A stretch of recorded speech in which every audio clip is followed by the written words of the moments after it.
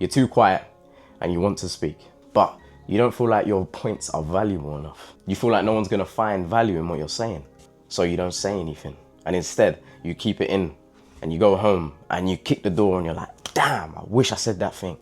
Next time. But there's never a next time.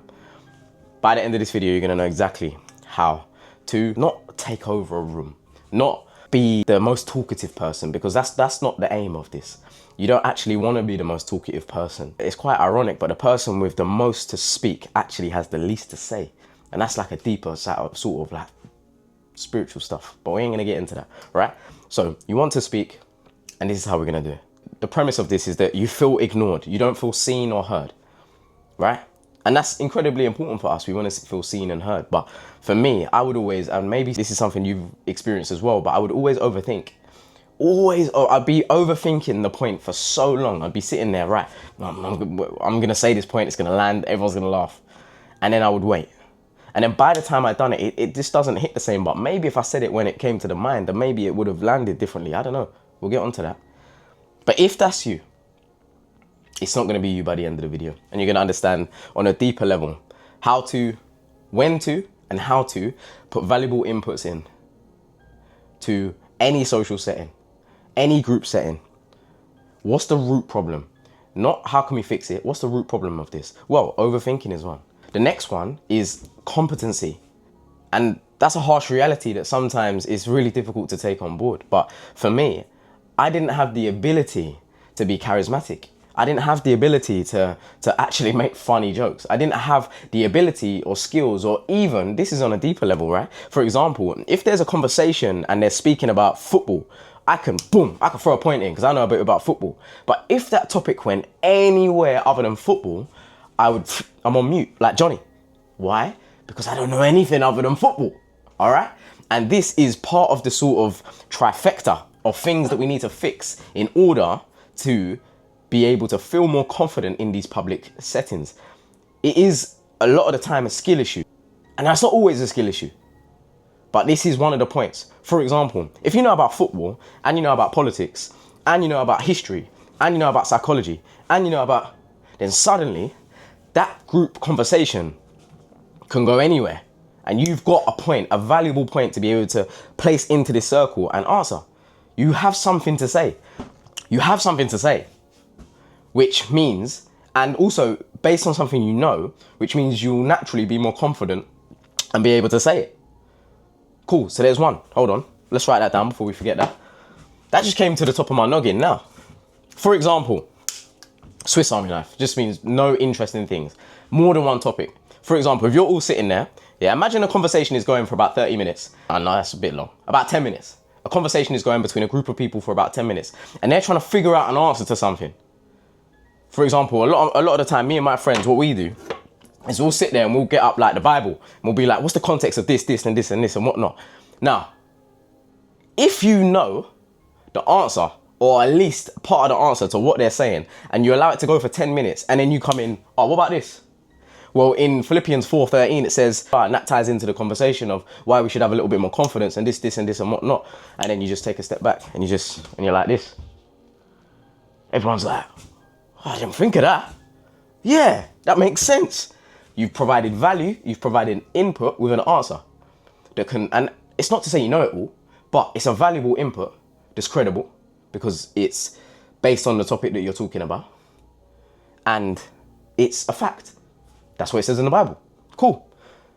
Now, suddenly, if you can do that across multiple areas, the group of people will be like, will start to think, Johnny might have an interesting point to say about this. Because last time he said that thing. And you build these up. And it starts to change public perception of you. It starts to change the way people view you. Before, you were just a quiet guy in the corner that didn't really say much. Now, you're like a chatbot. You're like Google. Before going to Google, they'll be like, Johnny, do you know anything about this? And you'll be like, well, yeah, I do. Or, actually, do you know what? I don't really know too much about this. Let's go on Google and have a look. And now suddenly, you are a part of the topic. You're a part of the conversation. You're deeply ingrained in what they are doing. Simply by being a Swiss Army knife and knowing more than just one topic. That's one. The next one. And We've sort of done this a little bit backwards, right? Because this one actually works the other way around. So you got to do this first and then start pulling out the information and the facts. This one I call collect context. This is your best friend in any environment. This will make you, just on a side note, right? Collecting context will make you an absolute beast at work. Because when you shoot your shot, you know exactly where the target is when you have context. What's the purpose of this project that we are making? What's the desired outcome? What are the budgets we are operating under? Yeah, you see, context. Who is involved and what skills do the people involved have? Now, the more context you can collect in any environment, the more likely your shot, when you shoot it, it lands and it hits the target. Because it's accurate and it has context behind it. This is the problem I find, and this is most people's problem in any setting, social, friends, job, business, talking, even speaking engagements. I've been public speaking before and just going off topic. What are you talking about? All right. Now, in order for us to stay on topic and actually provide valuable points, we must collect context. Coffee break. Really important. I'm gonna tell you why. Why does, and this can be helpful in understanding next time you're in a group setting, next time you're in an environment where you start to notice yourself go quiet and you don't want to bring points to the surface. I'm gonna tell you about an area in the brain which does this. It's called the amygdala. Now, the amygdala is a small little nugget basically in our brain that is there to perceive and sort of receive threats, perceived threats, not real ones. Sometimes real ones, but most of the time it ain't real. For example, if you're sitting in a group setting, there's no threat most of the time. Just talk. But we perceive threat because we think, all right, what if Timmy goes off with that information and does this? What if Lucy says this? What about and whatnot? And what that is doing is perceiving threat, which is then having a physiological response of you not saying nothing. Right, now, there is a time for that. There's a time for wisdom, man, not to say anything.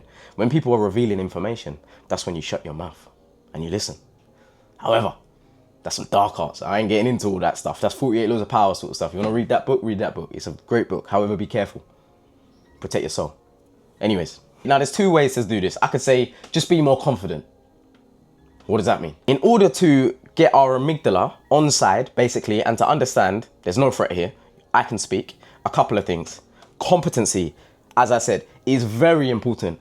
If you are sitting in a room, I promise you this, if you're sitting in a room and you know that you are smarter than 90% of that room, when I say smarter, I don't mean better or any of that stuff, but just you have more context, you've collected more context, you have more answers, you have more facts, you have a deeper understanding of that topic, that amygdala is gonna calm down. Why? Because it knows that you have a level of control and influence in that room.